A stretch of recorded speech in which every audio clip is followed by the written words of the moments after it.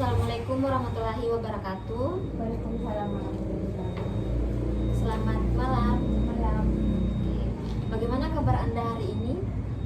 Alhamdulillah baik. Bagaimana perjalanannya menuju ke tempat wawancara tadi? Lancar. Alhamdulillah.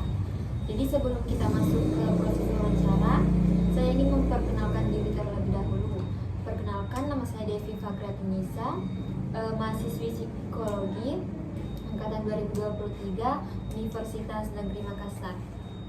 Nah, adapun tujuan dari wawancara ini untuk pemenuhan tugas mata kuliah saya. Jadi, jawaban yang Anda berikan nantinya akan saya jamin kerahasiaannya. Sebelum itu, saya ingin meminta izin dan merekam dan mencatat segala aktivitas yang Anda lakukan dalam proses wawancara ini. Dan saya ingin meminta kesediaan Anda. Apakah Anda bersedia untuk diwawancarai? Bersedia? Oke, baik. Nah, wawancara ini tuh akan berlangsung sekitar 30 menit. Jadi saya harap Anda dapat menjawab pertanyaan yang saya berikan secara baik dan sejujur-jujurnya. Jadi sebelum memulai wawancara, adakah ingin yang ditanyakan? Seperti tidak. Oke, baik. Jadi langsung saja kita masuk ke pertanyaannya. Sejak kapan Anda mengenal subjek? Saya mengenalnya itu sejak SMP dan situ kami kebetulan itu sekelas, jadi kami sering melakukan aktivitas bersama. Jadi sejak SMP ya. Bagaimana hubungan Anda dengan subjek sejak pertama kali bertemu? Sejak awal bertemu itu hubungan kami cukup dekat. Jadi pada saat bertemu pertama kali itu langsung akrab atau seperti apa? Awal-awalnya itu karena subjek itu merupakan siswa pindahan dan saya juga teman pertamanya, jadi kami sering melakukan aktivitas bersama kayak ke kantin, atau kayak mengerjakan tugas seperti itu. Jadi apakah subjek pernah berbicara tentang masalah yang dihadapi? Iya, pernah cerita tentang masalah yang dia hadapi. Kalau boleh tahu dia cerita tentang masalah apa? Dia pernah cerita, dia bilang sedang mengalami kesulitan menghadapi tugas akademik karena saat itu sekarang dia sedang masih mahasiswa baru, dia sedang kuliah, jadi masih awal-awal dan dia rasa dia tidak, masih ada rasa mau menyerah tapi tidak sih. Jadi apakah subjek cerita tentang masalah tersebut kepada Anda tadi? Iya, dia sering cerita tentang masalahnya. Jadi kapan Anda pertama kali menyadari bahwa subjek menghadapi masalah tersebut? Awalnya tuh saya mulai menyadari kalau subjek itu punya masalah ketika dia terlihat sering kelelahan dan kurang bersemangat saat kuliah. Dan itu dia sering kan dia punya penyakit, dia punya asam lambung. Dan di situ dia bercerita kalau dia sering asam lambungnya itu kambuh. Jadi apakah ada tanda atau perubahan yang Anda lihat pada subjek itu saat menghadapi masalah tersebut?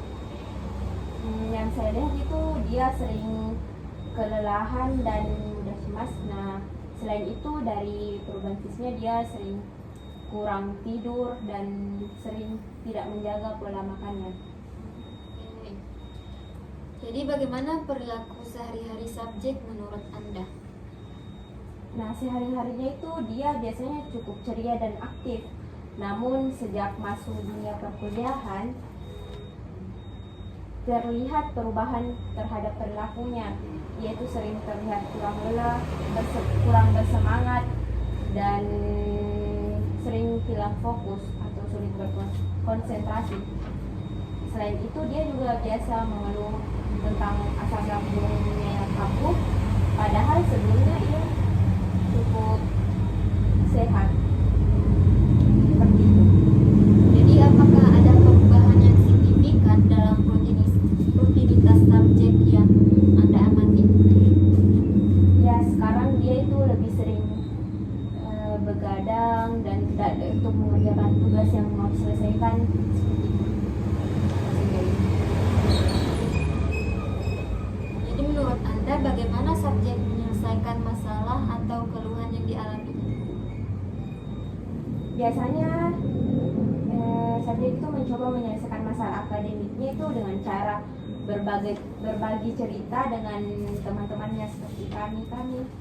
Nah, dia merasa lebih lega setelah bercerita dan setelah mendapatkan masukan dari teman-temannya. Selain itu dia juga sering menghabiskan waktu di luar untuk bersantai dan menenangkan pikiran. Jadi apakah subjek lebih cenderung mencari bantuan atau mencoba menyelesaikan masalahnya sendiri? Dia itu cenderung mencari bantuan dari teman-temannya. Dia merasa lebih nyaman sih kalau berbagi masalah dengan orang-orang terdekatnya dan mendapatkan dukungan dari mereka. Bisa kita lanjut. Boleh, bisa. Apakah subjek cenderung berbagi atau menyimpan masalahnya sendiri? Subjek dia itu lebih cenderung berbagi masalahnya dengan teman-temannya. Dia merasa itu kalau berbagi masalah dengan teman-teman itu dapat meringankan beban pikirannya dan mendapatkan solusi yang bisa dilakukannya. Apakah menurut Anda menjadi alasan subjek memilih untuk berbagi atau menyimpan masalahnya? Dia memilih untuk berbagi itu karena dia percaya kalau teman-temannya itu dapat memberikan dukungan dan perspektif yang berbeda. Selain itu, dia juga menghindari perasaan kesepian atau overthinking sendiri. Jadi apakah subjek terlihat cemas, tenang, atau lebih pendiam saat menghadapi masalah? Saat menghadapi masalah yang seperti beban akademik itu, dia cenderung terlihat lebih cemas dan sering mengeluh. Namun ketika dia setelah berbagi cerita dengan teman-temannya, dia terlihat lebih tenang dan lega. Apakah subjek mendapat dukungan dari orang lain saat menghadapi masalah? Ya, dia itu mendapatkan dukungan dari teman-temannya ataupun keluarganya. Dan mereka itu selalu siap mendengarkan dan kami juga sering memberikan semangat kepada dia. Selain itu, kalau keluarganya juga itu memberikan dukungan yang sangat berat untuk menghadapi masalah tersebut. Bagaimana bentuk dukungan yang subjek dapatkan, kalau boleh tahu? Nah, kalau untuk dukungan keluarga, itu keluarganya dia itu bercerita kalau keluarganya selalu memberikan semangat dan motivasi agar dia itu dapat menyelesaikan masalah akademiknya. Nah, kalau untuk teman-temannya itu dukungan yang kami lakukan itu kami sering menawarkan bantuan seperti kayak membantu mengerjakan tugas atau memberikan tips-tips cara mengatur waktu seperti itu. Jadi bagaimana subjek mengelola stres atau tekanan yang disebabkan oleh masalah? Dia itu mengelola stres itu dengan cara kayak menghabiskan waktu di luar. Dia jadi sering ke tempat-tempat yang ramai untuk menghilangkan rasa kesepiannya atau kayak rasa supaya terbebas lah dari pikiran-pikiran tentang beban tugas. Selain itu dia juga mencoba untuk menjaga pola makan dan tidur yang teratur. Jadi apakah subjek sering merasa kewalahan atau terjebak dalam masalahnya? Ya, dia itu sering merasa kewalahan ketika menghadapi tugas yang banyak, apalagi saat memasuki masa-masa mendukung seperti kayak mencari sampel ataupun Jadi apa faktor yang menurut Anda menyebabkan subjek merasa kewalahan? menurut saya itu salah satu faktor yang dapat menyebabkan dia itu kewalahan yaitu kurangnya manajemen waktu. Dia seringkali tuh kayak menunda-nunda pekerjaan dan merasa tertekan ketika deadline semakin dekat. Jadi apakah ada perubahan dalam cara berpikir subjek dalam masalah tersebut? Setelah mengalami masalah tersebut itu dia menjadi lebih sadar kalau pentingnya itu manajemen waktu dan menentukan prioritas yang baik, melakukan perencanaannya. Dia juga lebih sering mendapat dia juga sering menghargai kayak menghargai dukungan teman-temannya. Dia sering mendengarkan saran-saran dari temannya. Seperti itu. Jadi bagaimana hubungan subjek dengan orang-orang di sekitarnya setelah masalah muncul? Hubungannya itu dengan teman-temannya itu ataupun dengan keluarganya ataupun orang sekitarnya menjadi lebih erat, apalagi setelah ia kayak berbagi masalah, berbagi cerita. Kami itu saling mendukung dan membantu satu sama lain dan memberikan semangat.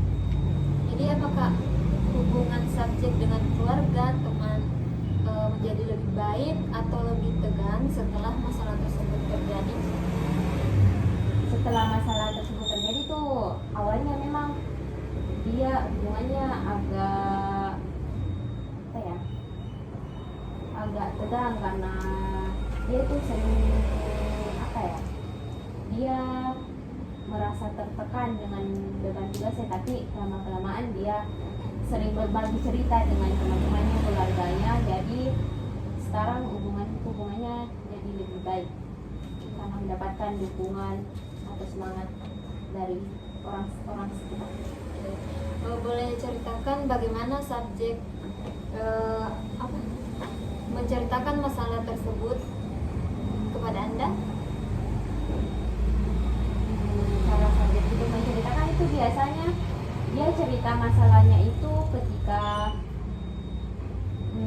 kami itu biasanya bercerita melalui media sosial ataupun kayak bertemu langsung. Di situ dia mulai bercerita tentang hal-hal yang dia anggap perlu diceritakan, kayak seperti dia sedang menghadapi masalah, seperti kemarin dia itu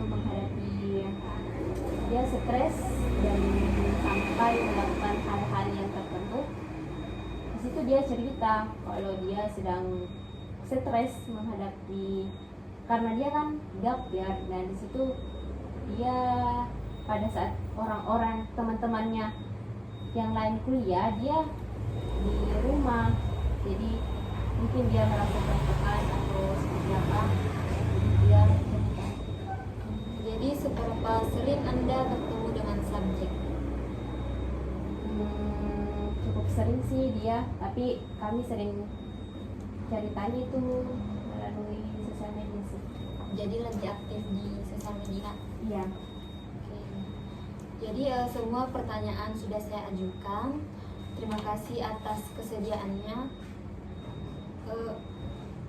Saya sangat mengapresiasi atas waktu yang telah diluangkan pada wawancara ini. Sebelum saya menutup, apakah ada yang ingin ditanyakan? Cukup. Jadi tidak ada yang ingin lagi yang ditambahkan.